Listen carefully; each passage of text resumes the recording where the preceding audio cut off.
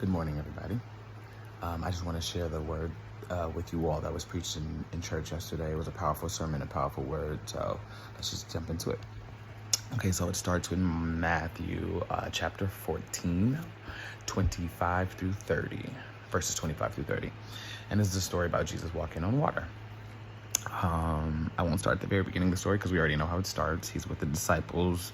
They're preaching to crowds. He dismissed the crowds and he sends the disciples ahead of him across the other side of the sea. Where does 25? Where's 25? Hold on, I need my glasses. It's a little early. All right, so he's already sent the disciples ahead of him. He went into the mountain to pray, and then evening came, but the boat by this time was long away from the land, beaten by the waves, for the wind was against them. And the wind is very important in here. The wind was against them. And in the fourth watch of the night, he came to them walking on the sea. But when the disciples saw him walking on the sea, they were terrified and said, "It is a ghost," and they cried out in fear. But immediately Jesus spoke to them. "Take heart, it is I, do not be afraid." And Peter answered him, "Lord, if it is you, command me to come to you." So I'm just gonna take a pause. Not only did he already say it was him, Peter was like, I'm testing this, I don't trust it. So there's already a lack of faith present there, as you can see.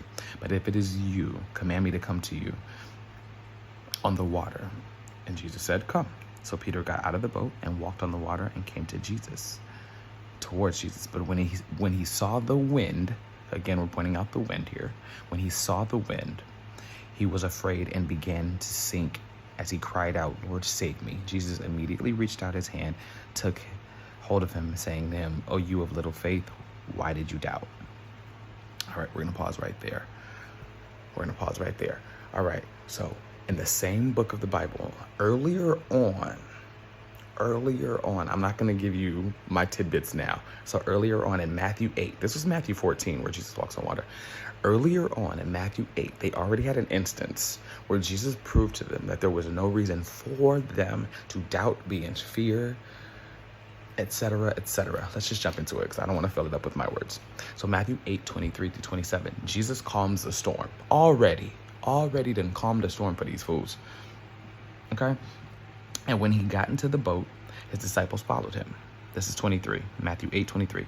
And behold, there arose a great storm on the sea, so that the boat was being swamped by the waves, but Jesus was asleep. And they went and woke him, saying, "Save us, Lord, we are perishing." And he said to them, "Why are you afraid, O you of little faith?" He says it again. Well, actually, this was said it before. Then he arose and rebuked the winds and the sea. So he rebuked the winds and the sea, and there was a great calm. And the men marveled, saying, "What sort of man is this, that even the winds and the sea obey him?"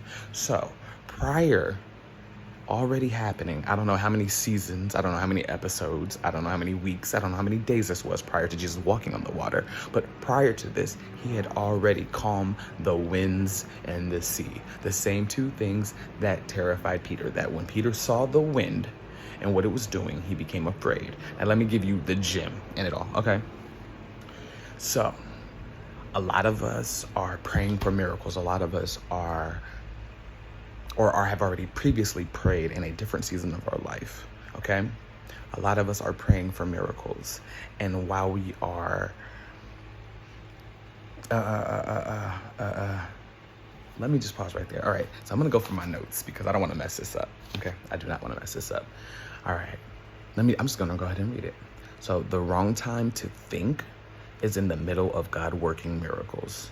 Because logically, miracles and your thoughts are in opposition. That right there, like when they said that in church, I was like, whoa, that is like the mind-blowing aha moment. You cannot be in full faith while in the midst of a miracle or praying for a miracle and be thinking and trying to handle it yourself. Because where you are in life has only allowed you to experience, believe, and your faith is at its limit at the moment, okay? Because of how you think as a human. Like, you've never experienced anything. You've never been at that strength, or just, you know what I'm trying to say. I guess the Satan got my tongue right now, but anyway. So logically, Peter could not sustain in that miracle. Walking on water is a freaking miracle. All right, now Peter was a fisherman, so therefore he knows the laws of the universe. He knows he's experienced in boats, he's experienced in water, and being out on sea. Okay, so for him to get out of the boat and be like, no, I'm gonna go walk to Jesus, that is a miracle in itself. So your eyes are on Jesus. You can't take them off, especially in the middle of a miracle. Going into a miracle, it makes sense, but you are literally in a miracle. Why are you going to rely on yourself to sustain that miracle? Now, abundant faith will sustain you through the midst of a storm, okay? Abundant faith is faith that does not require miracles to sustain it. All right? So when you are in faith, faith is believing in something without evidence of it being real. There's no manifestation of it. Faith literally requires you to believe in something that you have not seen, heard, felt, or experienced. Sort of. I want to quote the pastor, but I don't know this pastor's name, and I wish I would have asked or written it down, but I didn't, so I can't really quote him. But that was his exact quote. Abundant faith is faith that does not require miracles to sustain it. All right, now, like I said, abundant faith will have sustained you through the midst of the storm. Now, but when Peter took his eyes off of Jesus and paid attention to the distraction of the storm or the wind, that's when he began to sink. He was fine until that. So it's like, that's the same thing with us and our miracles. When we start to think logically about how we're going to do something, or how we're going to get ourselves out of something, or how we're going to do this, we are preventing the miracle that God has happening for us. He's waiting for us to rely on him, to put our complete faith in him. Then he will release that miracle. It's literally like the miracle. You know how when people like shove all their mess in their closet and it's just about ready to overpour? Like when you open that door, it's just gonna like pour out. And that's the abundance of our miracles. That's the abundance of all the gifts that God has in place for us. But our logical thinking will keep that stuff in the closet. I don't know why I put that. So it's like, just open that door. Just let your blessings fly out. You cannot rely on yourself. You really can't. You just really can't. Because you're at the point where you need God. So how do we revert? How do we get on our knees one day and pray and be like, God, I need you, I need you, I need you, I need you, or please help me with this, or whatever it is. And then get right back off our knees and then try and go do it ourselves. It literally makes no sense. It's no sense. Would you go ask your parent, your mom, as a kid, would you ask your mom to help you with something? And then as she's like helping you, you start ignoring her and doing it yourself? Would you do that with your teacher, your principal, your boss? Imagine you going to your boss, be like, boss, I need you to answer this question for me. And when he starts to answer it, you start talking. I know that pisses me off. Like, don't ask me for help and then disregard my help. It really gets down to me. So, it really gets underneath my skin. Ask anybody at my old jobs. Don't start talking to me. Don't ask me questions. Don't do things and then interrupt me when I'm answering you. So if that feeling moves me the way it does, I know I got that from God, because God made us in his image. So do not, I repeat, do not go and pray for a miracle or pray for help from the Lord or for his voice and then get up off your knees and then answer that question with your own dang thinking. Just wait. Just be still. Be quiet. Believe. Continue to believe, because that belief got you on your knees to pray for that thing in the first place. All right? Get on them knees. Stay on them knees. Even when you get up off your knees, your spirit should remain on your knees. Okay? Forget your plans and trust in the Lord. Use your heart. I put this little quote in here. This is by SWV. I know it had nothing to do with gospel, but it reminded me, this whole sermon reminded me from the, remember their song, Use Your Heart and Not Your Eyes? It's an older song by SWV. It's a slow song, but the whole message of that song to me was on point, or at least just that little phrase from it. It's your faith represents your heart, and your eyes is where you're looking for the proof. So it's like, even in this same moment with God, you have to literally use your heart and your soul and not your eyes, because your eyes will have you messed up, especially in this world that we live in today. There are so many distractions of evil and wrong and things that just don't make any sense that you might as well just rip these out and go by blind. I really do believe, and now I'm getting off topic and now I'm preaching, but here, it's, y'all know the verse, I can't remember which book it's in, but it's easier for a camel to go through the eye of a needle than a rich man to enter the kingdom of heaven. That's 100%.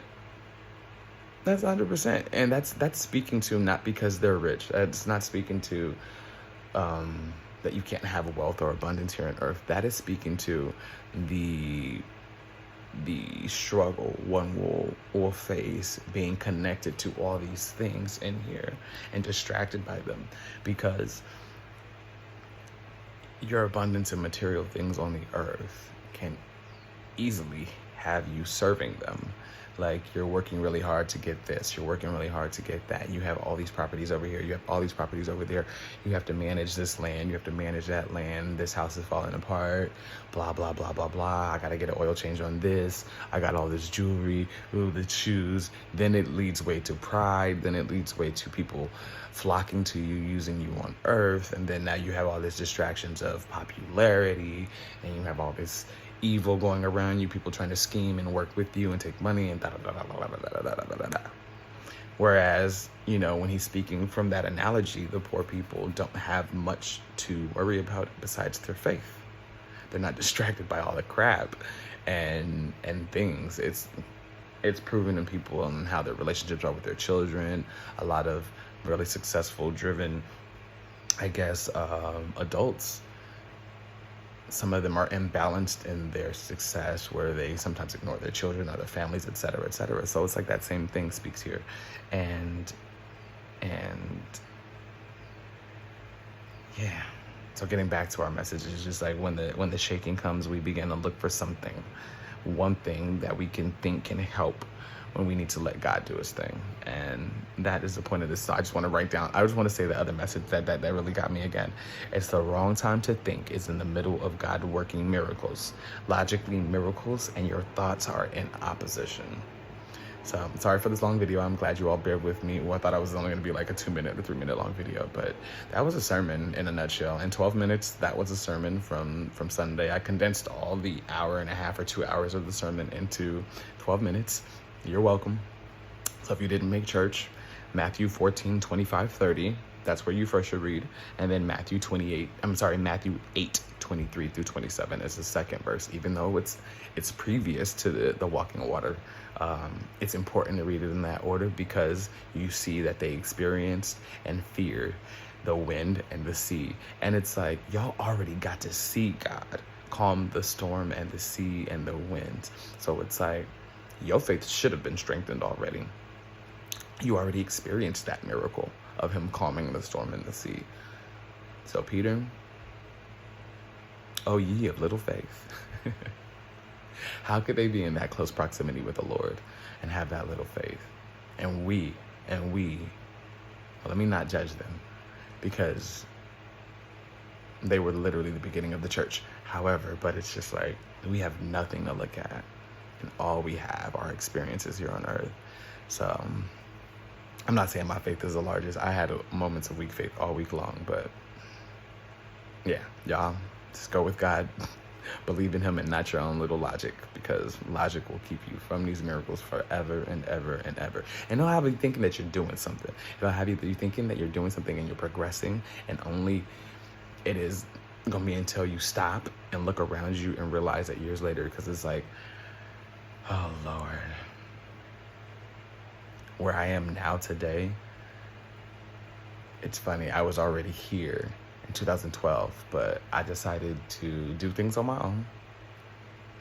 I turned my back to the church a lot of it, and I moved back to New York. Y'all remember 2012, I left for New York my very last time, and here I am back here, having to overcome broken spirit, financial loss, love loss, like all kind of things, and starting from the same spot as I exactly left when I was here 10 years ago, or 12, almost 12 years ago. So don't rely on yourselves. All right, I'm done. Have a good day, y'all. Be blessed. Faith, not logic.